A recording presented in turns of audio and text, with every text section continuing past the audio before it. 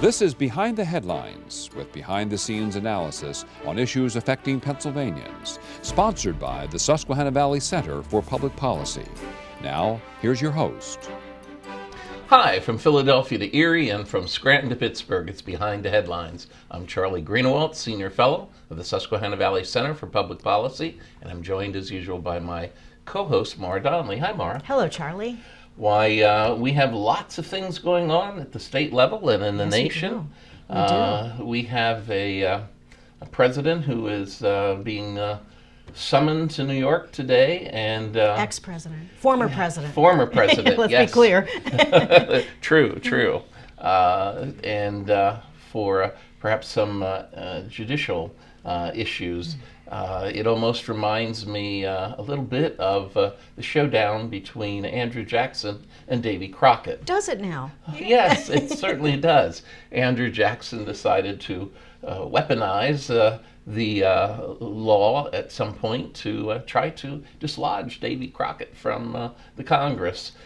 You know how this all came about. Mm-hmm. Davy Crockett didn't like Andrew Jackson's treatment of the Creek Indians during the Creek Wars and asked to go home, and Jackson said, no, you have to stay. And then this feud developed, and Davy Crockett becomes one of the leaders of the Whig Party. Oh, my goodness. Which is a forerunner to the Republican Party.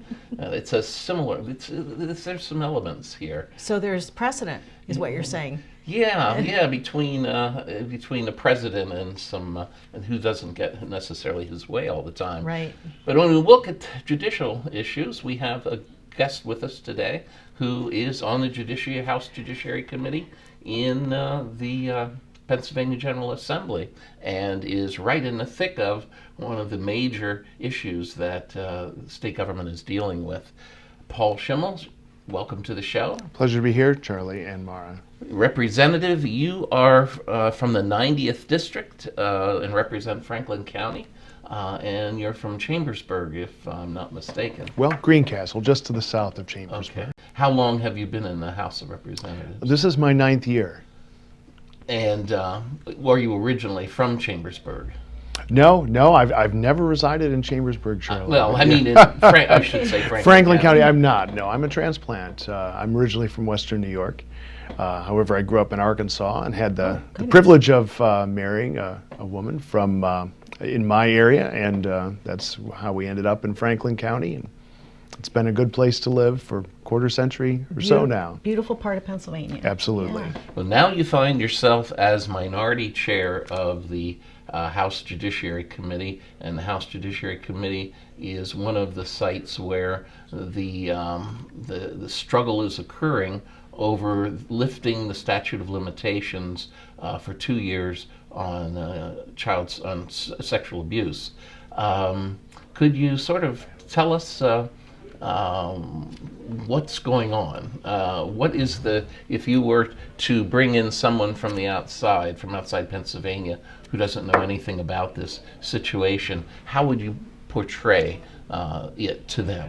Sure. Well, first, Shirley, just to clarify, I'm not the chair of the committee. I'm the deputy chair. Rob Kaufman, Representative Rob Kaufman, is the chair. But statute of limitations in Pennsylvania for child sex abuse is something that's been bubbling through the legislature for a number of years.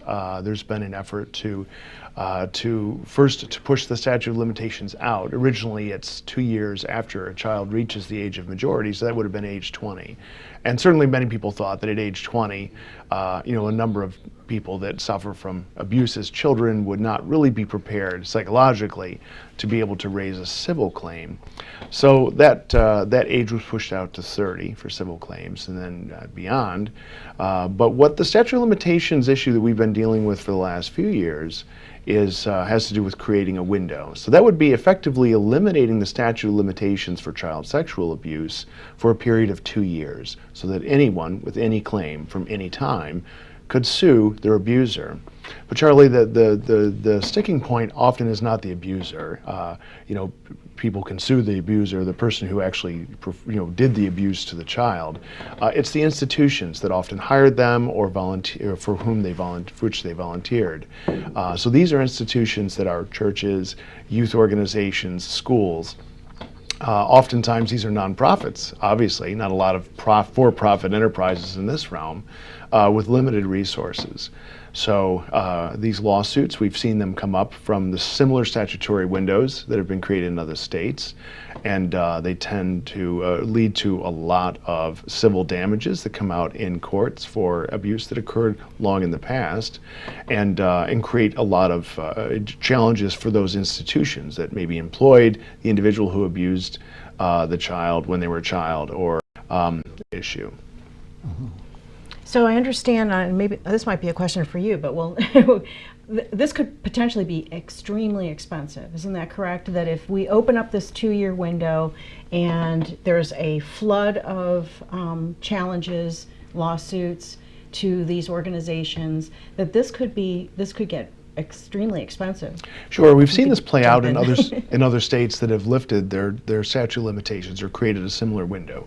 And it's not really a matter of if, it's that it will be very expensive. It will be costly for all of those institutions. And again, oftentimes the abuser is dead or long since retired and has no resources. But what we've seen in other states that have done this is, you will have law firms that advertise for cases. They'll amalgam the cases together and create class action suits and then settle the suits. And these settle for millions, hundreds of millions of dollars. And in the case of Pennsylvania, it's not entirely unique, but public school systems are included with no cap. So there's no cap on the amount of damages that you can claim against a public school system or against churches, charities, so forth. But in this case, if you can imagine, if there are a number of individuals that maybe were employed by the school district, by the church, by the youth organization, maybe this was 30, 40 years ago, those people are no longer there with the organization, probably not even any longer living, but the organization today and the taxpayers or the individuals that support that church or charity are the ones that have to bear the burden of paying the claims. Well, as you know, Representative, your committee held a hearing this past week on this Senate Bill 1, House Bill 1, and House Bill 2, and they tended to be organized around a paper that Susquehanna Valley Center had issued. We hired a economics professor from Villanova University, from Meadows Metrics, and he was able to give at least us some idea that how many claims there might be filed. And it turns out that he believed that there could be anywhere from 10,000 to 100,000, and then how much it might cost, and it could cost anywhere from $5 billion to $32.5 billion. It turns out that when your committee had its hearing the other week, that they kind of used that paper as a departure point on this legislation. Where's it going to go? So the testimony, largely, you're right, the Susquehanna Valley Institute testified as to the study that Professor Zielinski had conducted, estimating what the cost would be to the public school systems in Pennsylvania. And Charlie, of course, as you know, there's 500 public school systems in Pennsylvania. So that cost, we don't know how that might be distributed. We don't really know what the cost is. We can only go on estimates. And the estimates that Professor Zielinski had proposed, I think, came from other states, largely from New York State to our north, as being a very similar state. I think it also played off the experience in Delaware, some off of the state of Minnesota, which also lifted its statutory window provisions. And the cost would be very high. Some school districts might not have any claims.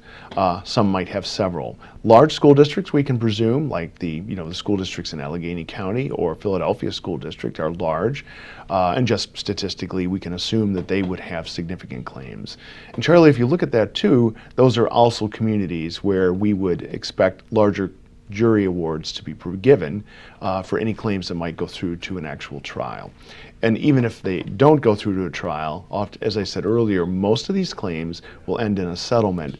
The attorneys representing those school districts, or churches and charities for that matter, would understand that a jury trial, for example in Philadelphia, is going to net probably a large award. So you'll see settlements that are comparable to that. So once again, we don't know what those costs will be to the 500 school districts, but we know that they can be significant. I think that was what Professor Zielinski and Susquehanna was trying to convey in their testimony.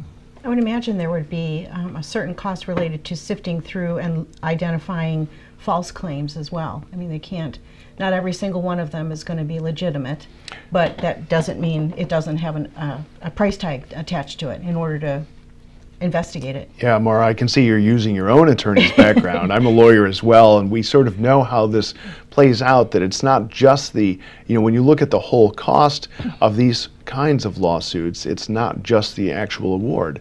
Recognize that a school district, a church, an organization like the Boy Scouts or the Jewish community centers, they have to hire counsel of their own. And these are significant cases. So if I'll use the example of Minnesota, in Minnesota, there were millions of dollars spent defending the claims, trying to mete out, what were legitimate claims, what were not legitimate claims, and then ultimately a number of institutions went bankrupt. Then you add on the bankruptcy attorney's fees, the bankruptcy accountant's fees.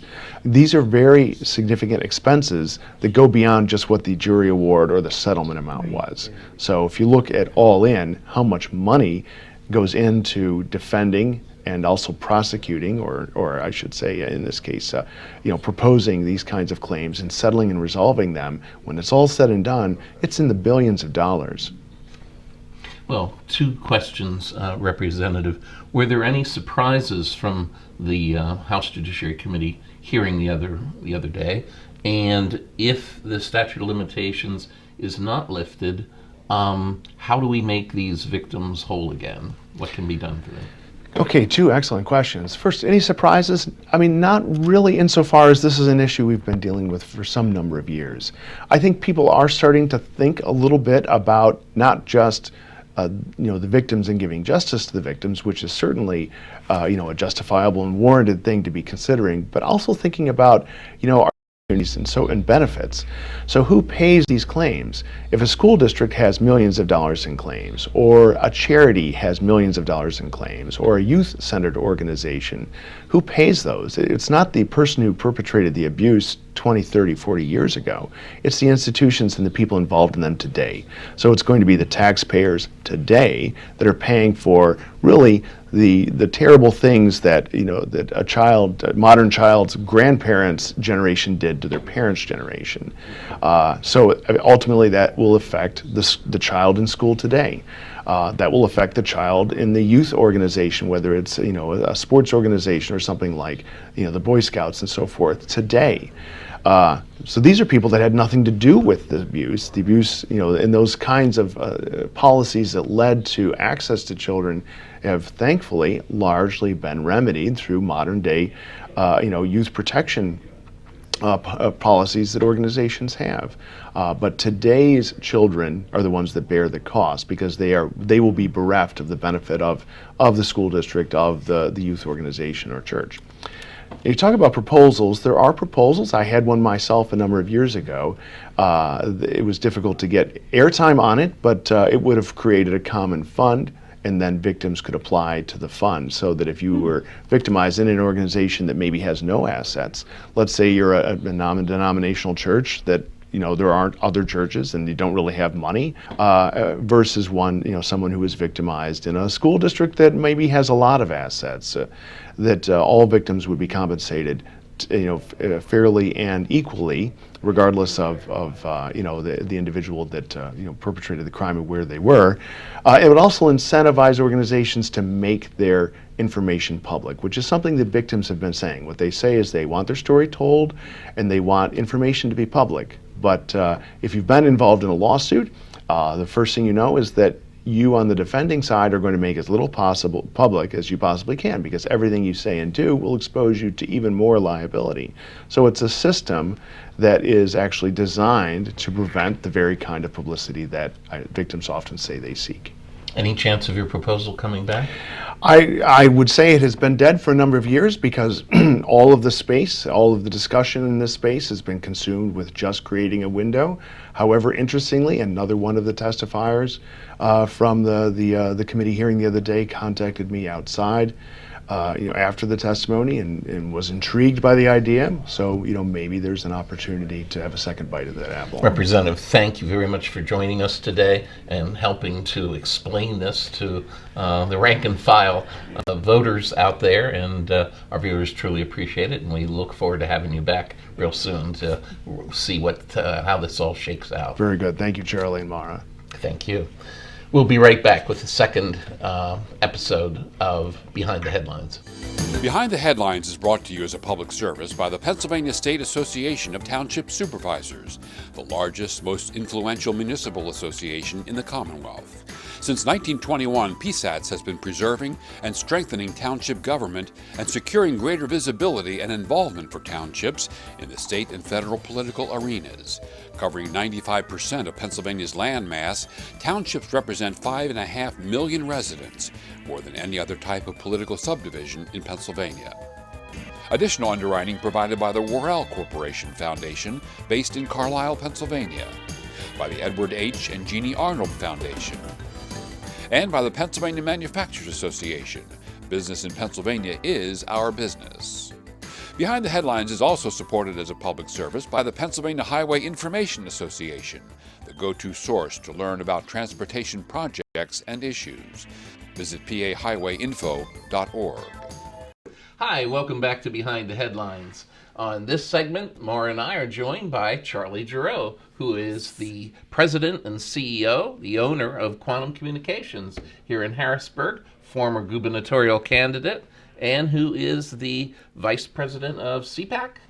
Vice Chairman. Vice Chairman. Could you tell us what CPAC is, just for those who don't know? Well, CPAC is the largest and most influential gathering of conservatives in the world. We get together once a year, sometimes more than once a year. Right now we're doing it in National Harbor at the Gaylord Center there, but we've moved it around the country in recent years. And equally important, we're doing it internationally now. We've held CPACs in Brazil, in Australia, in Korea, in Israel, and in Hungary, and we'll do that again this year. And you've had conservatives from all over the world come to attend your gatherings as well. Yeah, I mean, we get thousands of people from the grassroots movement across the country, but we also get world leaders and national conservative leaders here in this country. I mean, virtually every significant conservative leader is at CPAC. Nigel Farage, for example. Nigel Farage, Jair Bolsonaro spoke there this year. I had the pleasure and privilege of introducing him. We've had the president of Hungary, Orban. We've had the president of Italy, or the prime minister of Italy. We've had a significant number of international leaders, and of course President Trump speaks at CPAC every year. Well, Charlie, you make your living by having your finger on the pulse of Pennsylvania politics. And we were just wanted to ask you how 2024 is shaping up, and how this new governor's administration is shaping up. What do you think so far about this start that the new governor has made? Well, I will say that his tone is a little bit different than Tom Wolf's. He didn't come into the General Assembly and lecture the Republicans there on what bums they were, but instead came in with a different tone. But his policies are going to be Tom Wolf plus, because Josh Shapiro is much more doctrinaire, much more ideological than Tom Wolf, and frankly further to the left. And I think it's going to be an interesting balancing act for him to try to get things done here in Pennsylvania, while at the same time constantly appealing to the far left of the Democrat Party, because that's where their nominating process takes place. And there's no question about the fact that Josh Shapiro has, shall we say, national ambitions. Well, it was interesting to hear after his first budget that there seemed to be something for everyone. So he was trying to make a lot of people very happy. Of course, the proof will be in the pudding, so to speak. See what actually happens. What of his more conservative approaches do you think might actually? Well, there are a couple in the budget. I mean, obviously, folks want to see corporate taxes cut. Pennsylvania's corporate net income tax is a disgrace and a job killer and an economy cruncher, and he wants to scale that back. That's a good thing. He says he wants to do something about the permitting process, and all of us would like to see that happen, because DEP has come to be known as don't expect permits. But the solution that he offers, I don't think, is the best one. And I think there's some negotiating room there. He says that if you don't get your permit within a certain period of time, that you get your money back.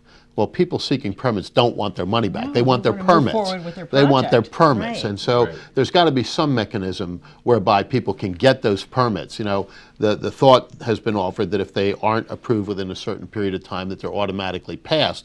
But then, of course, what you're going to get is mass denials in order to overcome that statutory thing. So there's got to be some room for discussion in there, but at least he's on the right path of saying the permitting process is broken and needs to be Right. fixed.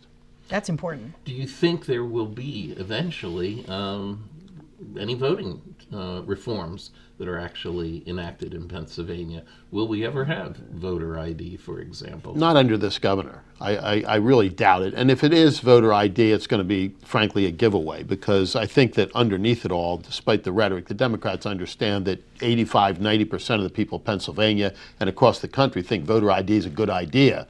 So they're not truly giving up all that much. I mean, you've got to have ID to do anything in modern life today, from renting a car to opening a bank account to getting on an airplane or getting on a bus. You've got to have photo identification. So, you know, the whole notion that it's a hardship on people and is going to suppress voter turnout is, they know, a lot of malarkey. No, it equates with I thought it equates with voter fraud. It equates with voter fraud, and you know, this is has been a situation up on the Hill where that has been tied to a proposed constitutional amendment to lift the statute of limitations on sexual abuse.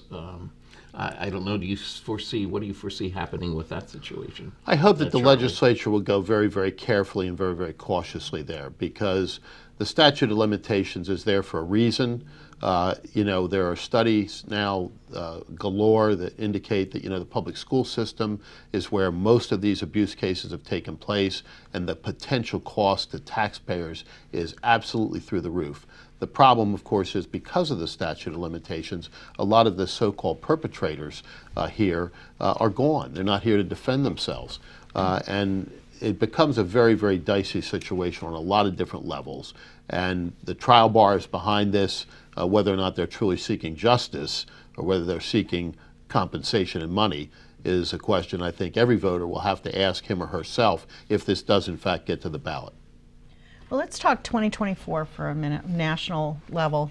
Pennsylvania's played a pretty critical role over the last couple election cycles in terms of what do we go for the Democrats or do we go for the Republicans? What do you see happening with Biden-Harris? I don't think there's going to be any question, but Pennsylvania will once again be the pivotal state in the national picture. Both teams need Pennsylvania. The Republicans needed to win. The Democrats needed to win. Historically, as you know, Democrats have prevailed in national elections in Pennsylvania virtually all the time. Ronald Reagan was able to break that. Donald Trump was able to break that. George Bush, in effect being Ronald Reagan's third term, was able to ride in on his coattails, and Nixon in his landslide in '72 was able to change things around. But other than that, you've got to go back to 75 years ago or 70 years ago to find Republican success statewide. Having said that, we are incredibly close here, and the changing and shifting of the voting patterns in Pennsylvania plays into this in large measure, because it used to be that the Philadelphia suburbs were the firewall around the big cities. They are now, in national elections anyway, fairly blue. Bucks County has been a little bit of an outlier there, but the collar counties around Philadelphia have gone decidedly Democrat. Meanwhile, in southwestern Pennsylvania, in what used to be the Union households that were rock-ribbed, solid Democrat, are now voting Republican, and increasingly so, by larger and larger margins in each election. So Pennsylvania is going to be a toss-up, Maura. And can I follow up and ask you, do you think it will be a Biden-Harris ticket? I don't, but I don't get to pick the Democrats, thank goodness. We'll see what happens. Charlie, Senator Casey hasn't made any announcement yet as to whether or not he's going to run. Do you have a feel for what's happening in that race? This is a situation where fools rush in where angels fear to tread, and so I probably should withhold comment, but I have my own personal thought about that. And I guess I'll share it with your viewers You have to now. at my great peril. I don't think he's going to run for re-election. He's had a serious health scare here recently. He's had 3 terms. He now has grandchildren. I think he's just at that point in his life. And I think, to be very candid, his father's own late life situation, I think, and I'm saying this just based upon no real knowledge. So I hesitate to even chat. But that's my own speculation. And since we're speculating here, I'll throw it out on the table. And if he announces he's not running, then it makes him a lame duck. Yeah, there's a reason that he hasn't announced that he's running again. And, we're now getting later and later into the game.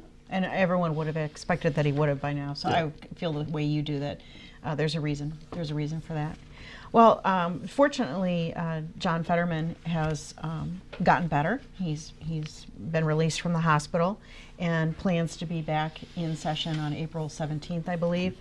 What do you think his chances of being reelected eventually are? Well, you've got a long, long way to go. You I do mean, these have are 6-year six terms, years, and we're only a few months into his first term. Look, we all pray, and I mean that sincerely, for his full and complete recovery. And while he has apparently gotten his mental health to a place where he can come back to work, his physical health is still an open question. And I said throughout the campaign that I believe he owes it to the people of Pennsylvania to fully open his medical records, to allow his doctors to be given access by the media so that they can ask the appropriate questions, because there clearly are still physical challenges for him. And as I say, we all pray that they go away. But in the meantime, there's a question about his effectiveness and his ability to be a senator for the people of this Commonwealth. That's one thing that Senator Fetterman said in his interview the other evening was that whereas he can hear what is being said, he can't hear it all. And so how will that affect him as he tries to serve in the U.S. Senate, Charlie? Well, as you know, debate is the #1 function of the Senate. And when you've got the auditory problems that he has, and then the speaking problems that result from that, it's a question as to how effective he can be in the give and flow of the Senate floor. Mm-hmm. So who do you think is going to be the Republican candidate for president in 2024? Well, I mean, if you're laying money on the table today, you've got to say Donald Trump. I mean, he not only is the front runner, but he is in his ascendancy because of this indictment nonsense. He has improved his standing, and I think he will short term. But there's still a lot of water to go under the bridge or over the dam or whatever you want to use as an analogy. And I think it's really important that the Republicans, as voters, vet these candidates. I mean, Ron DeSantis is the next shiny object out there. Whether or not he is, the guy to lead the party and to take the banner into the future, in my judgment, remains to be seen. He's untested at this point. I think that you determine how people are and what they are over time and under pressure. So I think you need to see these candidates over time and under pressure. And then I think the cream will rise to the top and the Republicans will pick the best candidate, because it is really vital that they win the White House in 2024. Charlie, we need you to come back. We're out of time again, Darn. Unfortunately. But we hope to have you back very soon, because we want your read on Pennsylvania politics. And we want you to come back again next week, too. We'll see you then on Behind the Headlines.